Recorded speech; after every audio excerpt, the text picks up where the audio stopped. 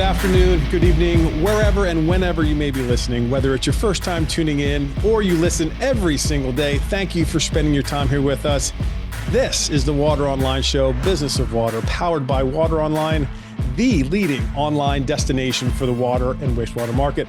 I am your host, Travis Kennedy, and I was thinking as the calendar turned to 2025, it causes a lot of reflection in most people. And one of the things I was thinking of is it seems in this industry, we're living and working during an amazing time in the world of water. You know, it's one of the most, as I would put it, most legacy-oriented industries in the world. To now be seeing a sizable shift to a measurable surge in innovation. Most of this is brought on by our capabilities to digitize what has historically been an analog type industry. The future has become the present, and the past now acts kind of like a guide. Steve Jobs, for instance, once said that innovation distinguishes between a leader and a follower. One of the paramount list toppers in terms of what municipalities are looking for today in a partner, notice I didn't say vendor, it's partner, is collaboration and quality. Okay, so that's two list toppers, but it's pertinent to note. Our guest today represents a true market leader in the space, especially as it relates to innovation and quality. And we are thrilled to have him back on the show. He is none other than Mr. Joe Ball with Kamstrup. Joe, welcome back to the Water Online Show. Thanks, Travis. Really appreciate it. It's great being back. And I'm happy to be doing this right in the beginning of 2025. So this conversation is something that is kind of near and dear to our heart, quality. So looking forward to it with you. Yeah, well, we had a chance to catch up with you early last year in 2024. You were one of the original guests here at the Water Online Show, so an OG, and we are thrilled to have you back. And I want to talk a little bit about the company in which you work for and represent. It's well known throughout the world, but just to add some narrative and some color to the subject matter that we're going to be discussing today. But Kamstrup is a globally recognized leader for quality, known for its design, engineering, and service, actually. So as we see that more and more utilities are looking for quality, it's clear that it's not as easy to claim. It's not as easy to quantify. Yet Kamstrup is launching a quality campaign this year in 2025. They're sharing proof point after proof point to demonstrate the claim that the quality is the real deal. And I want to dig into that a little bit more, see if we can get started there, because we are talking about innovation and quality. So Joe, what makes quality an important issue in the water industry specifically? I know it's going to be a broad answer, but who better to answer it? No, yeah, it's a great question, actually, Travis, because I think different utilities or different people look at it differently. And I think overall, from a quality perspective, if we think about what we're dealing with on the water side, with putting, technology in the ground in a meter box in a pit that's outdoors, or even if it's in a basement environment, damp environment, for our products to not only measure and work for the utilities, but also to do it for a 20-year period. Its quality is a big deal because the business case for many of these utilities is you deploy this technology and you don't have to revisit it for 20 years. If you have quality issues out in the field and you have to roll trucks to replace meters and replace technology out in the field, you start to break the business case of the justification for the investment that they're making in this newer, more advanced technology. Without a doubt, I, for one, in all the years I've been in this industry, and I think you could probably back me up on this, I've never come across an overfunded municipality or an overfunded utility, right? So anytime something goes wrong, that there's costs associated with that and costs that they weren't expecting. So it creates an enormous amount of chaos on all different levels there. So that's important that we hammer home that point, that it is probably the most important thing is once you put this new innovation into the ground or out in the field, you have to be sure that it works. You have to be sure of the quality. So with that being said, if we could expand upon that a little bit, why should anyone prioritize quality over things like cost or efficiency? The easy answer is they shouldn't. Right? Exactly, right. Yeah. If you have good quality, that will lead to, a reduced cost in the investment that you make, reduced maintenance, a better efficiency, right? So quality is really, really important. And some of the thing that we say in Kamstrup is we don't design to a standard, we set the standard when it comes to quality. So it's very, very important. It's in our DNA. Well, off of that note, a lot of terms that we throw around here in the water market sort of lack a definition that has a defined outline. So, how does Kamstrup specifically define the word quality? Yeah, like I said, it's the standard that we're setting, and we define quality as in our ability to design an innovative product that is going to last its full useful life, to give our customers the ability to leverage that technology and get all the benefits that they make when they invest in our technology. Well, let's stay there for a minute. When we talk about technology and products and solutions, how does the way that Kamstrup defines quality? I'm curious how you would verbalize its translation into your products. So how can we correlate specifically the way you define quality into the products and solutions that Kamstrup offers the marketplace? Yeah. So for us, it's the one, let's just talk about the quality of product that we put out in the market. And then we can also talk a little bit about quality of data and the quality of solution, right, as it performs out in the market. But if we're focused on quality, because it is a harsh environment, and to be honest, it's a harsh environment. It's hard to develop a product that's going to last 20 years and perform at the level that we need it to perform at. So, we see failures that are out there. But the way we define that quality is really to give a product that's going to do the job, do the work for the utility. And the best way to do that is not only with innovation and accuracy in that particular metering product, but also so you don't have to maintain or touch that product. It's rock solid, it's bulletproof, it's going to stay out there performing for that utility for the 20 years that they made that investment in it. You can almost correlate it to put in layman's terms for somebody that perhaps isn't as familiar with the industry. It's almost like buying a house, right? So there's different types of houses you can buy. You can buy a house that perhaps needs some work, which works for some people and at a lesser cost, but you can also buy a house that's move-in ready, right? That has all of the bells and whistles that is going to last. The roof's going to last.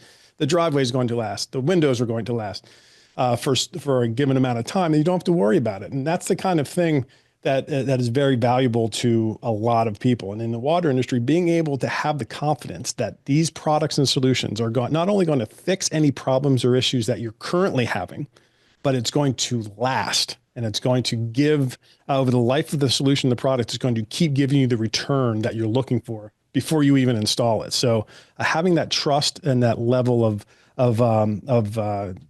believing in what it is that Kamstrup stands for from a standpoint of quality, you can't really put a price on that. I like your analogy there, but if I could add, if maybe I just give a different one because let's do it. Let's throw out the analogies, Joe. So it's ruggedized, right? I talk about the environment. It's a ruggedized environment. So I like to think about it when you could have different levels of, say, an off-road vehicle, right? You may have that SUV that's really great at going to the supermarket and driving around town and everything, but that may not be as good as the Toyota Land Cruiser that you could drive around town and also drive off-road. I happen to be a Toyota guy, so I'm sorry, I'm going to throw that out. That's all right. Nothing wrong with that. We'll get Toyota as an advertiser on the Water Online Show. Go ahead. There you go. So I think about it in those scenarios where it's a product built for purpose, right? So just like some of those SUVs or those four-wheel drive vehicles are built for purpose, some more ruggedized to be able to deal with everything that's out there, and others really just something to get you around in the snow on the hard surface roads, right? So that's kind of the way we look at it. In a scenario where we're developing ruggedized equipment for the utility, it's absolutely paramount that water meter, that communication, everything stands up to the elements that it's going to be deployed in, right? Without a doubt. I mean, I've seen and heard firsthand, and personally live there at your down in Georgia, where you're headquartered, from the distributors that you utilize to get a lot of these solutions out to the market, just how much quality matters, not just to them, but to their customers, the utilities, which are ultimately Kamstrup's customers, and just what a big talking point it is and continues to be there at Kamstrup. So I want to get down into the data a little bit. So what are some of the proof points that really differentiate Kamstrup in terms of quality in the marketplace? Yeah, some of the things that we do, one of them is what we call our return rate, right? Because we have such a low failure rate that Right. sometimes we replace product that's not necessarily, a warranty issue, but it's being returned to us. And the failure rate is so low on our meters that we end up replacing some of the returned products. So we track a return rate. And for the 2 million meters, the over 2 million meters that we've produced in the US for the North American market, we have a 0.25% failure rate over those 2 million meters. So So not 1%, not no, 2.5, 0.25 of 1%. yeah, and that's cumulative over 10 years of those meters being deployed in the North American market. Now, from an ultrasonic perspective, we could add that an additional 10 million, water meters that are deployed globally, and they over 10 million over a number of years, the 34 years that we've been doing ultrasonic metering. We started that in our heat cool business and we moved it to water down the road, but we have a 0.5% failure rate over those 10 million meters that are deployed globally. So again, those are some real numbers right there that I don't think many of our competitors can talk about from a metering perspective and an ultrasonic metering perspective from a return rate. I mean, return rate is a good way to measure just how reliable your meters actually are. And those numbers are really impressive. And I want to draw a correlation here between the product and how quality the product is and how reliable the product is to the company that actually manufactures the solution, and that's Kamstrup. So when you talk about the solution and the company as a whole, does it translate to Kamstrup's people, service, company at large? How does it translate? I think it's all inclusive in there, right? I mentioned it before. It's in our DNA, right? We believe that we set the standard, not design to a standard. So when we design a product, in all honesty, it may take us a little bit longer to get it to market, but that's because we're not only designing the product in mind for solving use cases and challenges for the utility, but we're designing that product to be a quality product. In that design, we not only think about the product performing, but what is the design around manufacturing, right? So we have a very automated process for our ultrasonic meters that we design. And in that development process, we also address the manufacturing process. So that way, every single meter that comes off the line comes off at the same quality so that we can make millions of meters all in the same quality. So I want to turn gears here before we jump off about Kamstrup as a whole and what 2025 what we have in front of us. So I'm curious, in your mind, what should the market be looking for from Kamstrup as we get further down the road? I can't believe it's almost February. What should they be looking for from Kamstrup this year that you can talk about? Yeah, I mean, we're really just continuing to focus on our products that we have. We have a full line meter portfolio that includes our solution, which is our radio frequency solution, our AMI meter. It also includes an encoded meter, which means that it can be used for third-party systems, right? So those are some of the big things that we're pushing from the metering side, and that we have sizes that range from residential all the way up to 12-inch commercial industrial meters. So a full range of meters in all different sizes across different platforms, whether it be our solution that would include our meter, our network, and our software and services, or something that a utility that has a third-party AMI system can leverage our quality meter under a third-party system. And in addition to our AMI solution or our metering platform, the other thing that we're really focused on for our utilities to see is our acoustic leak detection, which deals with the distribution side leak detection that's embedded inside of our meters. So it gives the utilities not only the ability to get all the efficiencies from an AMI system, but also be able to monitor their infrastructure and be able to help them reduce non-revenue water or leaks in their distribution system. So that's the stuff we're really excited for our customers in 2025. Travis. Well, speaking of 2025, and there's a lot of exciting things happening on Kamstrup's side, and I'm curious, hearing from your customers, the Kamstrup's customers, where are you going to be spending, or where is Kamstrup going to be spending its time in terms of what problems do you see them up against as we go further down the year here in 2025? What are they faced with? What kind of issues, problems that Kamstrup can certainly help them solve? Yeah, so to that last little bit, right, about distribution leak detection, right, Yeah. the leak detection in your system, and that technology that's embedded in each meter to help gives us the ability to go ahead and sample acoustics in the system, be able to identify where there's potential leaks out in their distribution system, gives them the ability to attack non-revenue water problems, or if you're in an area and you don't have an issue with water supply, and you have new infrastructure, it gives you the ability to continue to monitor that infrastructure over the lifetime of your AMI system. So you're not just getting the benefits from an AMI system, but you're also being able to monitor infrastructure and really be able to have a solution that kind of gives you it monitors the health in both directions. One of your meter reads and what's being produced and consumed, but also how you're getting that water to your customers. That's really important to note. So, and we said earlier in the show that we have never encountered an overfunded utility. And when we talk about non-revenue water, this is an important thing because it's not about the consumer utilizing more water than they should. This is about just water that goes into the ethos and you have no idea where it's happening or why it's happening, but being able to identify where those leaks are occurring or that they even are occurring just in general is a step maybe even 3 or 4 steps above and beyond what a traditional meter might represent and offer.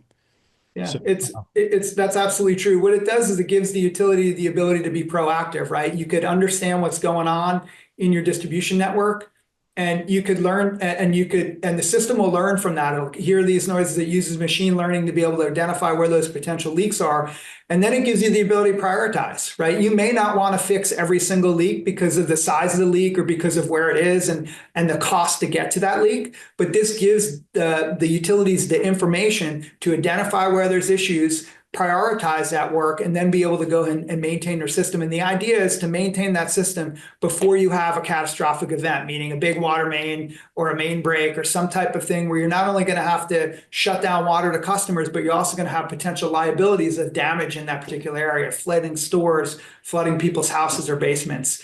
It's really something that the utilities have to tackle on a day-to-day basis because their infrastructure is in underground and it's, in many cases, 30, 40, 50, 60 years old.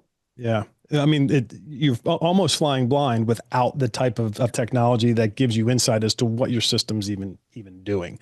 So, before I let you go, I want to give our listeners and our users and our viewers a chance to reach out to Kamstrup if they would like to get more information on some of the topics we've talked about. So, including Kamstrup's presence on Water Online, where else can they reach you or Kamstrup and to get more information on all the things, all of the quality things that Kamstrup is producing and doing here in 2025? Yeah, absolutely. You could find that on our website, which is kamstrup.com, and it's a North American website, so it's focused on our North American products and solutions.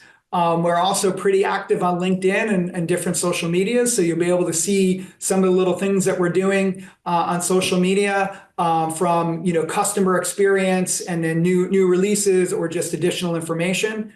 And then maybe I'll give you a little shameless plug for something that my co-host Travis Smith and I are doing, which is a podcast that's not nearly as viewed as the Water Online show, but it's what we call From the Tap, which is our way of kind of bringing up current industry news, kind of giving our views on it, and then we do some fun things where we sample different brews. Travis and I tend to like the beer side of the brews, but we can do coffees and waters and wines and everything like that, and that's kind of synced up what AWWA's no water, no wine, no water, no beer type of campaign they've done. So put a little fun to it. Yeah, I've been trying to get that collab in place with the Water Online show and then your podcast. So definitely check that out. They're easy to find.